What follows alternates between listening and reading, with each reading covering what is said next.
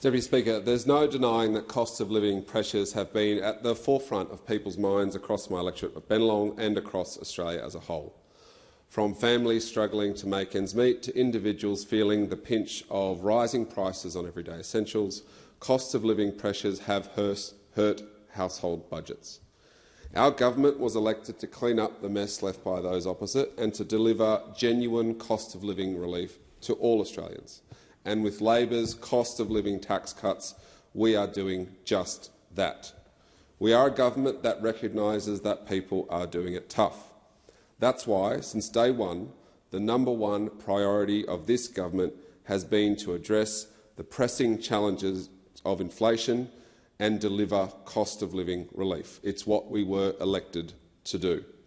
We know that many people are doing it tough, and that's why at the last budget we delivered $23 billion of targeted relief, whilst implementing fiscal policy that did not add to the burden of inflation.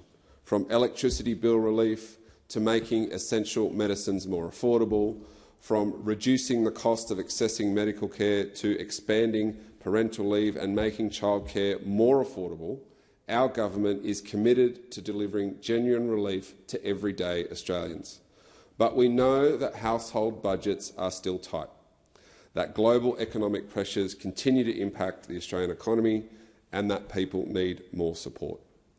When Morrison's Stage 3 tax cuts were legislated 5 years ago, the world was a very different place, Deputy Speaker. 2019 was before a global pandemic. It was before persistent inflation, the highest quarter on record of which happened under the former government. 2019 was before higher interest rates, which we also know started to rise under the former government. And 2019 was well before 2 global conflicts and the continued post-pandemic supply chain shocks we still face today.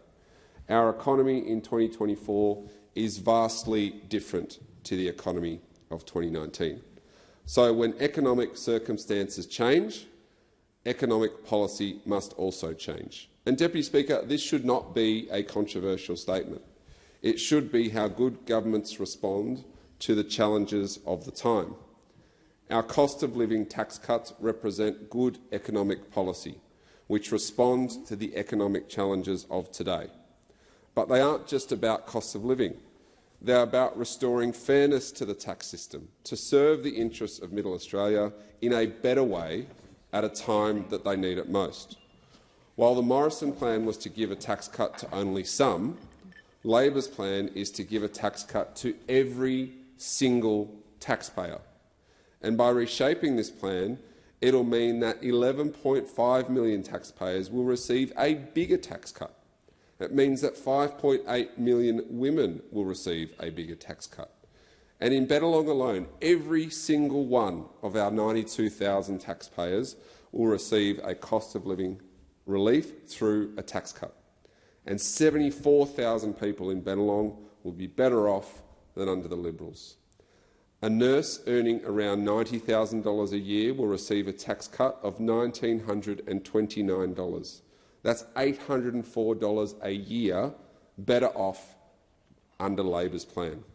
A software engineer earning $140,000 a year will get a tax cut of $3,729. That's $500 more a year than the Morrison plan. And a part-time office assistant earning $45,000 a year will get a tax cut of $804, whereas under the Liberals they would have got zero, zip, nothing. Where Australian households are looking at how to make every dollar count, Labor's cost of living tax cuts will provide help at a really tough time. But the benefits of these cuts extend far beyond just the individual. Our plan restores the progressive nature of our tax system.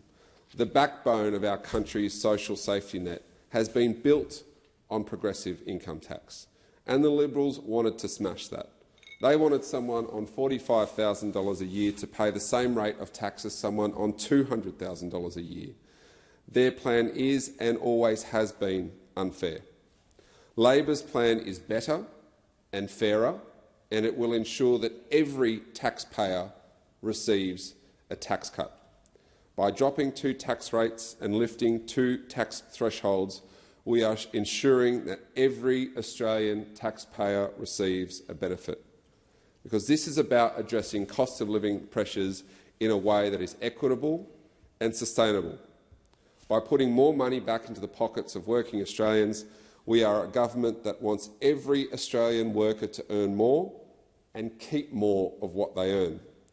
And contrast that to the Liberals and Nationals, who want you to work longer for less.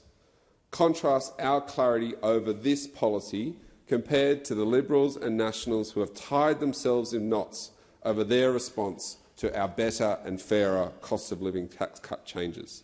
First, the Liberals said they would oppose it. Then they said they'd roll it back. And then the alternative Treasurer of this country, the member for Hume, called it Marxism on the same day he indicated that he would support it. And of course, the Leader of the Opposition said that there should be an election on this issue. Then he said he'd support it too. Well, Deputy Speaker, I will gladly take our economic record to the next election and defend these better and fairer tax cuts to the hilt. Prior to the last election, the Shadow Treasurer came to Bennelong, campaigning alongside their hand-picked parachute candidate. And so at the next election, I challenged the Shadow Treasurer to again come back to Bennelong, alongside the next Liberal out-of-town parachute candidate, and explain why the Liberals have attacked Labor's cost of living tax cuts. Come and explain why the Liberals didn't want to deliver bigger tax cuts for 81% of taxpayers in Bennelong. Come and explain why the Liberals didn't want a part-time worker on $45,000 a year to get a tax cut, as they will under Labor's plan. Because I know that whatever it is that they'll be selling, it won't be what our community have been asking for, Deputy Speaker. Bennelong asked me to fight for changes to Morrison's tax cuts, and they asked for more help with cost of living pressures. And on behalf of them, I fought for the changes we see here today in this legislation. So on behalf of Bennelong, I thank the Treasurer, I thank the Prime Minister, the Cabinet and the entire Labor caucus for listening to us. There's, of course, much more work to do. But with our cost of living support and with these cost of living tax cuts, we are showing that we are a government that wants you to earn more and keep more of what you earn. Deputy Speaker, I commend this bill to the House.